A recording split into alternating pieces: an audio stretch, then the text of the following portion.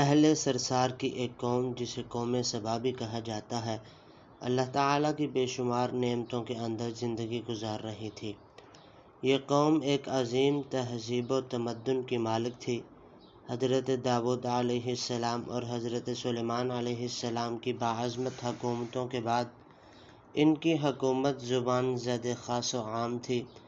کہا جاتا ہے کہ یہ لوگ گندم کے مغز سے آٹا پیس کر روٹیاں پکاتے تھے، لیکن اس کے برعکس وہ اس قدر اسراف کرنے والے اور ناشکرے تھے کہ انہی روٹیوں کے ساتھ بچوں کا پاخانہ صاف کرتے تھے۔ بعد ازاں ان کے آلودہ روٹیوں کو اکٹھا کرنے سے ایک پہاڑ بن گیا تھا۔ پھر ایک صالح شخص نے وہاں سے گزرتے ہوئے ایک عورت کو دیکھا جو روٹی کے ساتھ بچے کے پخانے کے مقام کو صاف کر رہی تھی۔ اس شخص نے عورت سے کہا، تیرے اوپر افسوس، خدا سے ڈر، کہیں ایسا نہ ہو کہ خدا تیرے اوپر اپنا غضب ڈھائے اور تجھ سے اپنی نعمت چھین لے۔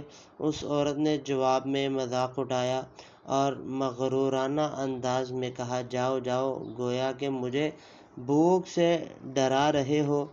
جب تک سرسار جاری ہے مجھے بھوک سے کسی قسم کا کوئی خوف نہیں ہے۔ کوئی زیادہ عرصہ نہیں گزرا تھا کہ اللہ تعالیٰ نے ان لوگوں پر اپنا غضب ڈھایا، پانی جو کہ زندگی کی بنیاد ہے ان لوگوں سے چھین لیا، یہاں تک کہ قحط نازل ہوا۔ بات یہاں تک پہنچ گئی کہ ان کی ذخیرہ کی ہوئی تمام غذا ختم ہو گئی۔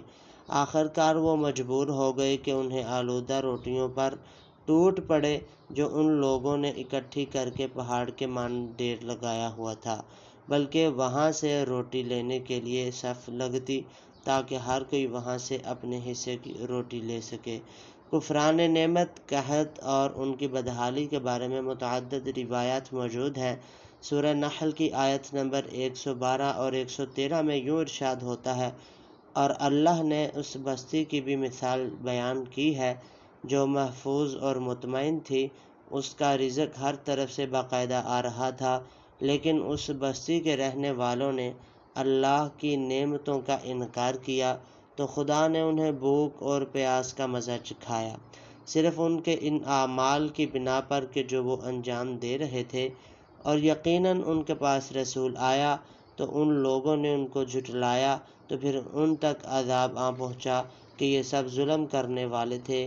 اسی قوم سبا کے بارے میں ایک اور واقعہ بیان ہوتا ہے کہ ان لوگوں نے اپنی زراعت کو بہتر طور پر کاشت کرنے کے لیے پانی ذخیرہ کرنے کی خاطر بلق کے دو پہاڑوں کے درمیان ایک بہت بڑا بند معرب تعمیر کیا ہوا تھا۔ سوراخ اور دوسرے پہاڑوں سے گزرا ہوا پانی اس بند میں آ کر وافر مقدار میں جمع ہو جاتا تھا۔ قوم سبا نے اس پانی سے صحیح طور پر استفادہ کرتے ہوئے وسیع و عریض اور بہت سے خوبصورت باغات لگائے اور کھیتی باڑی کو رونق بخشی۔ ان باغات کے درختوں کی شاخیں اس قدر پھلوں سے لدی ہوئی تھی کہ کہتے ہیں کہ اگر کوئی شخص سر پر ٹوکری رکھ کر ان کے نیچے سے گزرتا تو پھل خود بخود ٹوکری میں گرنا شروع ہو جاتے اور قلیل مدت میں ٹوکری تازہ پھلوں سے بھر جاتی، لیکن نعمتوں کی کثرت نے انہیں شکر کرنے کے بجائے سرمست اور غافل کر دیا تھا، یہاں تک کہ ان کے درمیان بہت بڑا طبقاتی نظام وجود میں آ چکا تھا۔ ان میں سے صاحب اقتدار لوگوں نے کمزوروں اور ضعیفوں کا خون چوسنا شروع کر رکھا تھا، یہاں تک کہ ان لوگوں نے خدا سے ایک احمقانہ التماس کیا جس کا ذکر سورہ سبا کی آیت نمبر 19 میں ملتا ہے۔ انہوں نے کہا، خدایا ہمارے سفروں کے درمیان فاصلہ زیادہ کر دے۔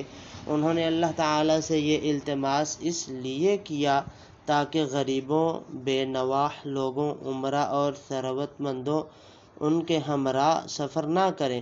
ان کی خواہش یہ تھی کہ آبادیوں کے درمیان خشکی ہو اور فاصلہ بہت زیادہ ہو تاکہ تہی دست اور کم آمدنی والے لوگ ان کی طرح سفر نہ کر سکیں۔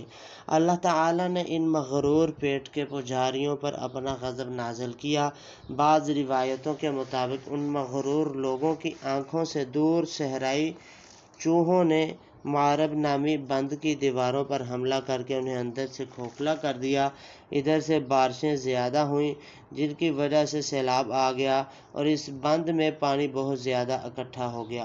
اچانک بند کی دیواریں ٹوٹیں، اس سے ایک بہت بڑا سیلاب آیا جس میں تمام دیہات، آبادیاں، مال مویشی، باغات، کھیتیاں، ان کے محل اور گھر پانی میں غرق ہو کر نابود ہو گئے۔